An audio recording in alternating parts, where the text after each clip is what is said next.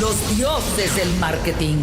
Bienvenidos a Los Dioses Responden, estas pequeñas cápsulas que aparecen los viernes y los lunes con nuestros invitados que nos acompañan en el programa largo. Mi nombre es Alberto Cruz, está Agustín Gutiérrez, y desde el programa pasado está Daniel Aguilar Gallego, director de comunicación corporativa en LG Electronics México. Ya hablamos del tema de Radio Optimism. Donde se pueden entrar estas canciones agradables, contentas, no como Agustín. Ya pusimos unas. Que su alma es negra y oscura.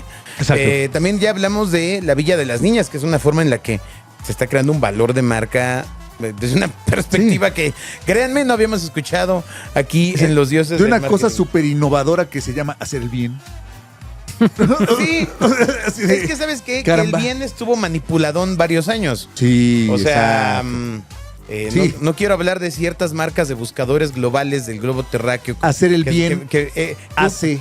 Cuya letra empieza con G y acaba con Ogle. ¿no? Exacto. Cuyo su primer mandamiento era no seas malo. Don't be evil. Don't be evil. Y lo acabaron quitando. Porque, bueno, fue inevitable. ¿no? Exacto. Cuando el señor Evil fue el presidente del consejo. Pero bueno, sí, había Lo mandó quitar. un decálogo, ¿no? Una serie de cosas que esta empresa quería llevarse a la posteridad, y con base en la información y los datos que almacenan, bueno, decidieron Sí. Ignorar esas. quitarlo. Oye, bueno, nos decías que vienes de Coca-Cola FEMSA. O sea, pero ¿Ahí estudiaste- empezaste o qué? ¿O cómo? Ahí fue tu primer chamba. Ahí empecé de becario en el área de publicidad exterior.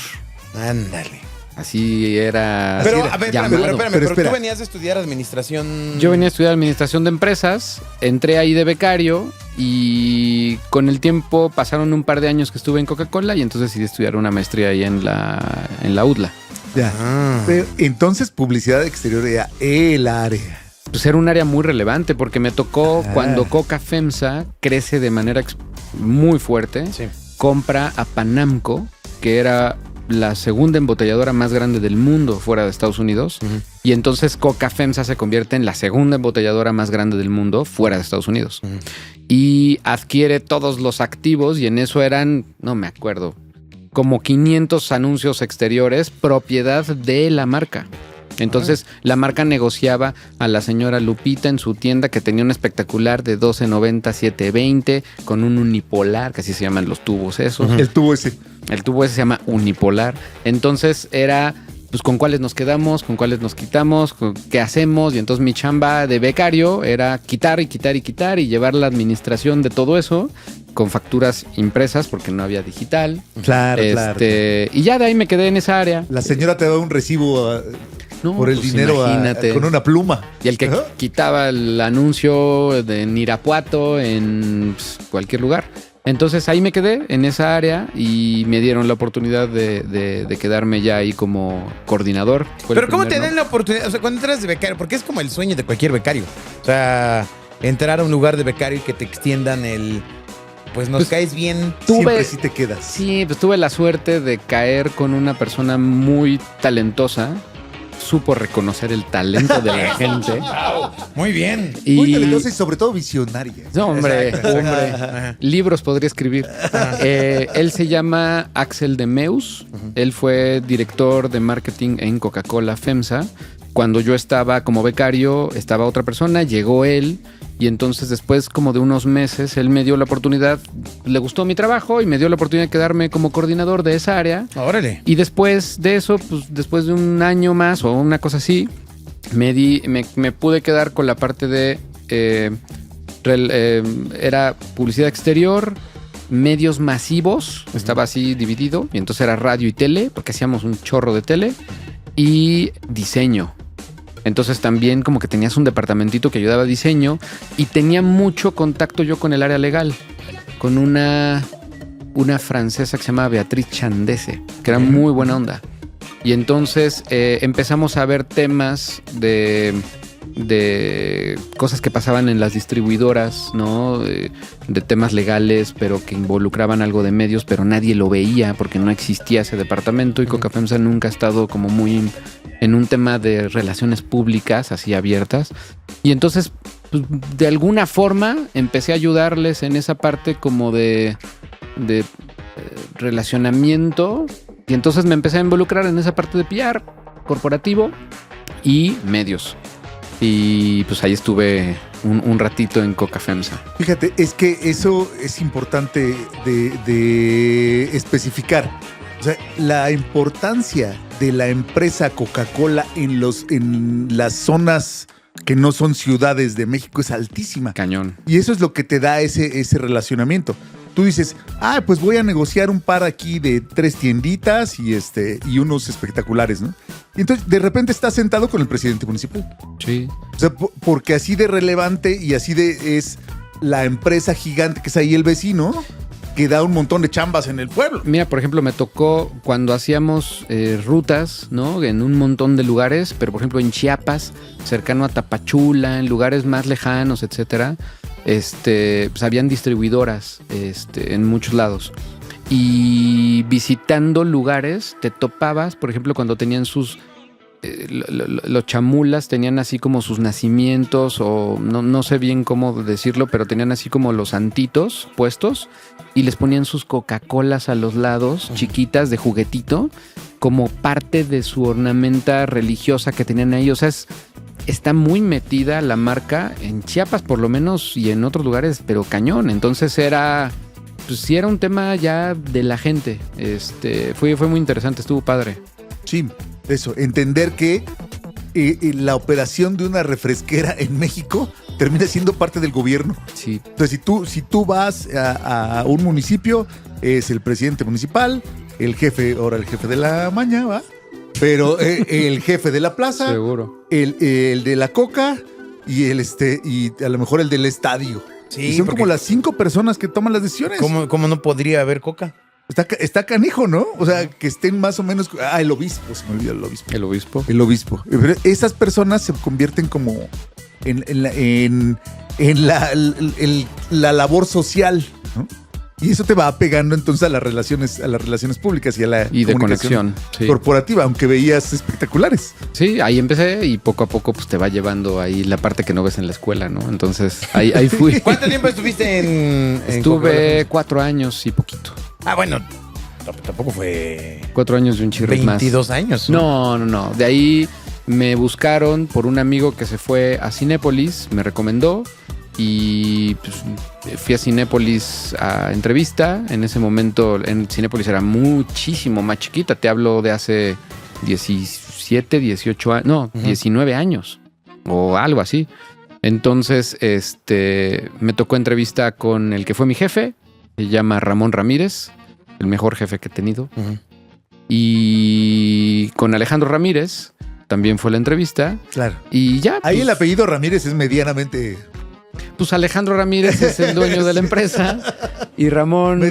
famoso, ¿no? Y Ramón pues es del mismo apellido, pero es muy buen amigo, igual de la familia. ¿Y ahí en qué llegaste a ejecutar? Ahí llegué a ejecutar la parte de medios y relaciones públicas. Ujú. Entonces ahí me tocó pues hacer el área formal, ¿no? La empresa empezaba a crecer muchísimo, empezaba a hacer muchas inauguraciones dentro de la República Mexicana.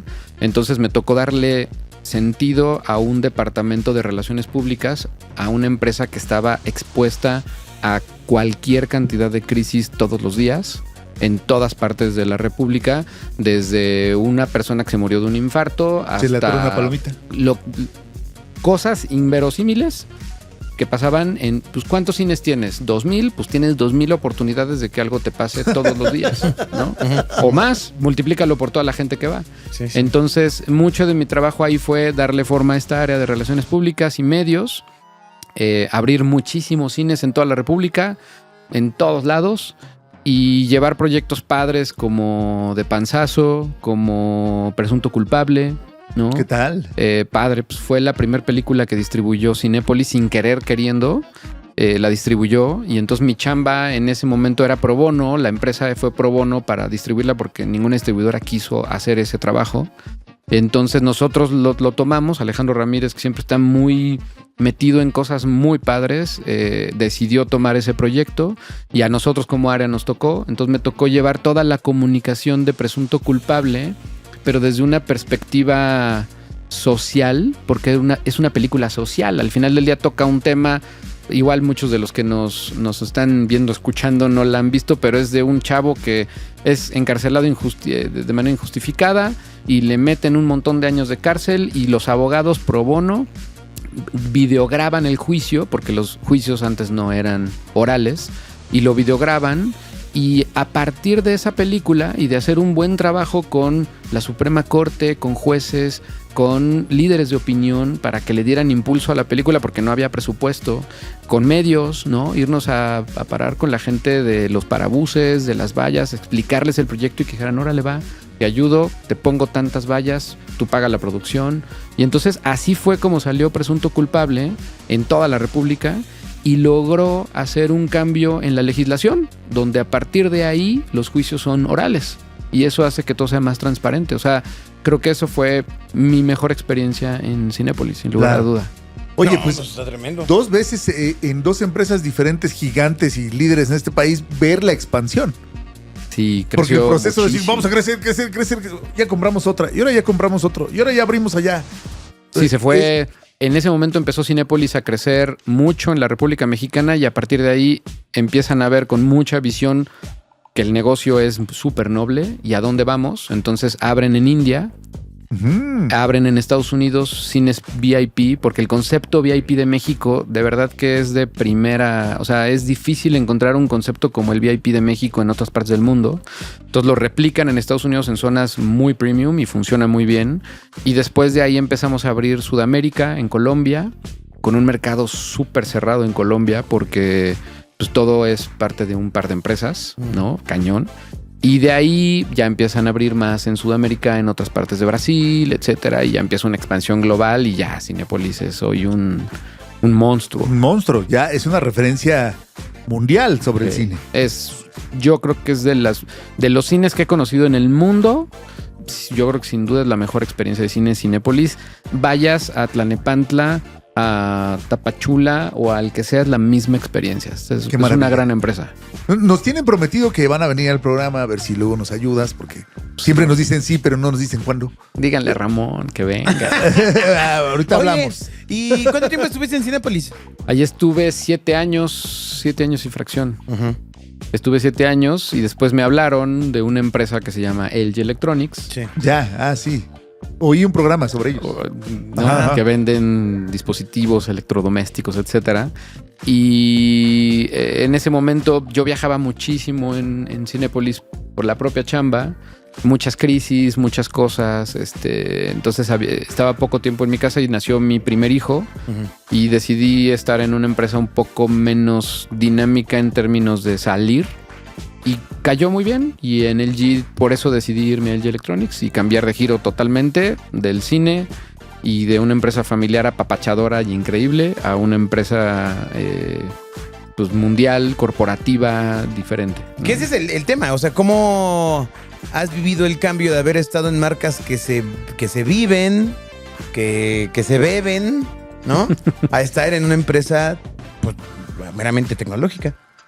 Pues de alguna forma, como que mi ADN es tecnológico, aunque no me lo sabía bien. Yo les contaba una BlackBerry viejísima y era el teléfono que yo tenía y yo con estaba feliz. Y de nunca repente van a dejar de tener teclado los No, teléfonos. para mí fue un tema. Cuando llegué a LG me dieron mi teléfono y era un Sin teléfono teclado. con pantalla sin teclado. Dije, no, pues esto no está bien. O sea, ¿cómo va a ser que le quitaron el teclado? Y así poco a poco te vas acostumbrando a la tecnología, ¿no? Pero los temas cambian en las 3 rubros Sí. en los que has estado. O sea, cambian diametralmente. Sí, Coca-Cola es una empresa que de alguna forma no da solo un refresco, da una experiencia, ¿no? Tomar Coca-Cola es una experiencia, te conecta, es diferente, no es solamente un refresco. Y eso lo han construido, llevan toda la vida haciéndolo y lo hacen muy bien. Y aparte es rica la Coca-Cola.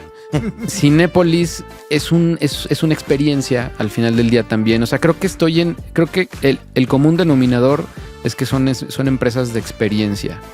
Y creo que ese es el común denominador de una empresa exitosa. Al final del día, si te dedicas a vender un refrigerador por el hecho de vender que tu comida esté fría, no vas a tener éxito. Tienes que vender una experiencia. porque eso es lo que buscamos para tener un poco de perpetuidad, ¿no? Entonces, cuando llego a LG Electronics, eso es lo que ofrecen, una experiencia en un televisor que no solo es ver una imagen, es transportarte otra cosa, es vincularte, es otra historia. Entonces creo que hacia allá, ese es el hilo conductor desde mi perspectiva. Muy bien, pues ahí está. Vamos a Un Dios se responde más en este programa en el que hemos hablado ya de varias cosas, Agustín. Caramba. ¿Sí? O sea, todo empezó con el optimismo. Exacto. Mira dónde nos hemos, Así hasta que dónde hemos llegado. seguimos con Daniel Aguilar Gallego, director de comunicación corporativa en LG Electronics México. Los dioses del marketing.